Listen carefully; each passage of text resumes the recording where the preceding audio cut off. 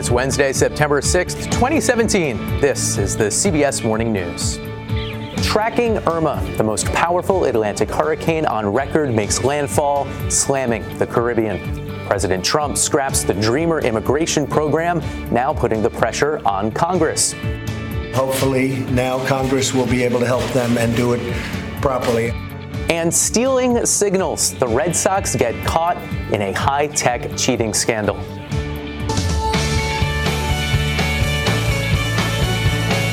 Good morning from the Studio 57 newsroom at CBS News headquarters in New York. I'm Brooke Silva-Braga, in for Anne-Marie Green. This morning, the most powerful Atlantic hurricane ever recorded is bearing down on islands in the northeast Caribbean, and landfall in Florida is looking more and more likely. Irma hit the island of Barbuda early this morning, where it knocked down power lines. On the neighboring island of Antigua, powerful winds sent debris flying through the air. Irma is now a dangerous Category 5 storm, packing sustained winds of near 185 miles an hour. It's expected to move over parts of the Virgin Islands today and pass near Puerto Rico by tonight. Puerto Rico's governor said Irma is like nothing we've ever seen. Evacuations have begun in the Bahamas, and they begin this morning in the Florida Keys. Irma could hit Florida by this weekend. Seth Lemon has been monitoring the storm from Washington. He's here now with details. Seth? Good morning, Brooke, which could become a hurricane tonight. Brooke? Okay, a lot to watch. Seth Lemon in Washington. Thanks, Seth. Airlines are being urged to send more planes to the Caribbean islands to help evacuate people there. So far, nearly 900 flights have been canceled to and from the islands in the hurricane's potential path. Paul Diano, the chief meteorologist at our San Francisco station, KPIX, is tracking Hurricane Irma. 16 for CBS News. Coming up on CBS this morning, we'll continue to track Irma with the latest developments from correspondents in Puerto Rico, the Florida Keys, and Miami. President Trump's decision to end DACA, the program protecting young immigrants brought to the country illegally, triggered protests from New York to Los Angeles. The president has given Congress a deadline to come up with a solution to the program he canceled.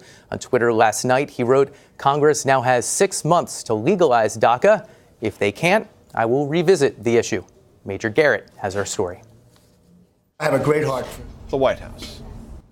This morning, Russian President Vladimir Putin called for talks with North Korea to resolve the issue of its nuclear program. Putin says sanctions are not the answer to ending the crisis. Following North Korea's latest nuclear weapon test, a top North Korean diplomat promised the U.S. will receive more gift packages. The United States wants the United Nations to impose the strongest possible sanctions against the North. Dozens of wind-driven wildfires burning in the West are feeding on dry conditions. The Eagle Creek fire in the Columbia River Gorge crossed the state line from Oregon into Washington. It's now burned 20,000 acres. The fast-moving flames threatened hundreds of buildings, though no injuries are reported. Thousands have been evacuated. You know, it's just going to take a lot of help from the weather. It's going to take a lot of work from firefighters. It's going to take time. So it's a big run in fire in a lot of timber, and we're having winds that are pushing it. The fire started Saturday, likely from someone using fireworks. Well, it's reported that Major League Baseball has confirmed the Boston Red Sox stole catcher's signs from the New York Yankees and relayed them to batters. How'd they do it? Well, with the help of an Apple Watch. According to the New York Times, Red Sox staff used a clubhouse video monitor to steal the signs, relayed them to the dugout using the Apple Watch, then sent them on to a base runner who gave the pitch information to the batter. The Sox reportedly admitted the wrongdoing and accused the Yankees of doing something similar. Stealing signs is not illegal, but using electronic equipment like the watch is.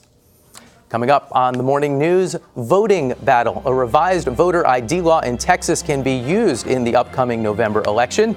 And dress code outrage. A pregnant woman is denied service at a restaurant. This is the CBS Morning News.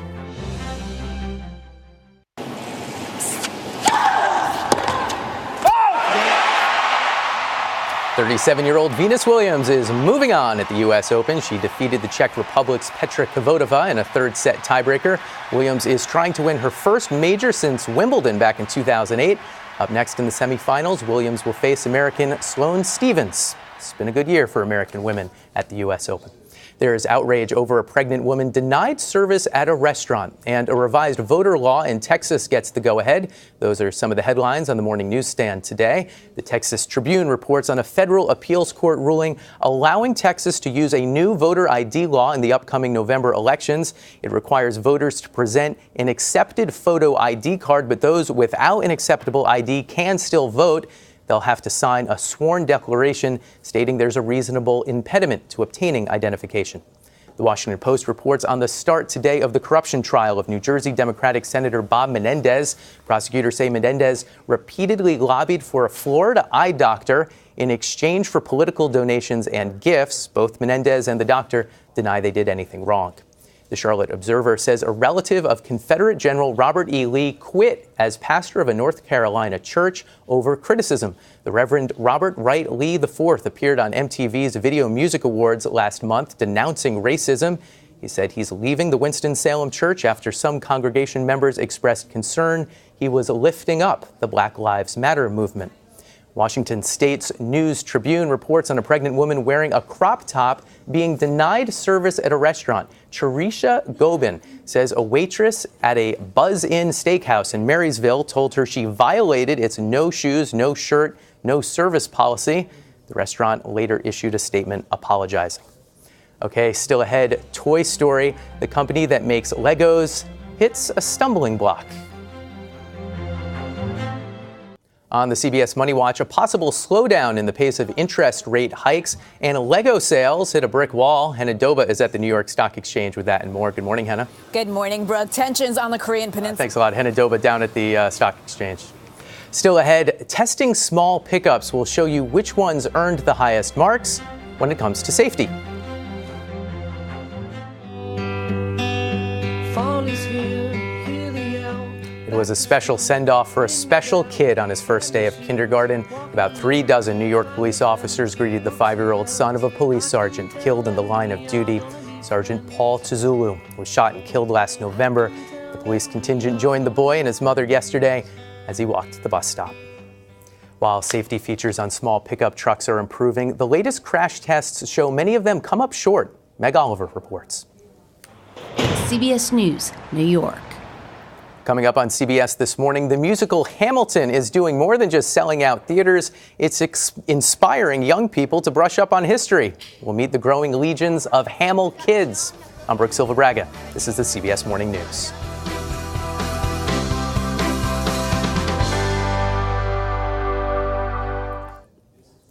Our top story this morning, preparations are underway in Florida, where it now appears likely that Hurricane Irma will have some impact. The question is how much. Irma is the most powerful Atlantic hurricane ever recorded, now a Category 5 storm with sustained winds of near 185 miles an hour. Irma made its first landfall this morning on islands in the northeast Caribbean. It's expected to pass near Puerto Rico later today. Evacuations in the Florida Keys begin this morning. Meanwhile, the toll from Hurricane Harvey includes a 31-year-old undocumented immigrant who could have faced deportation next year. Instead, he died, a hero. Omar Villafranca has his story. Lufkin, Texas. Coming up on CBS this morning, we talk with Republican Arkansas Senator Tom Cotton, who supports President Trump's decision to end the DACA program and has details about his own immigration reform bill. Plus, the latest on the case of a North Carolina man accused of murdering his wife and blaming it on taking cough syrup. And how'd you spend your summer? Well, coming up, we'll introduce you to the growing legions of Hamil kids taking their shot. That's the CBS Morning News for this Wednesday. Thanks for watching. I'm Brooke Silva-Braga. Have a great day.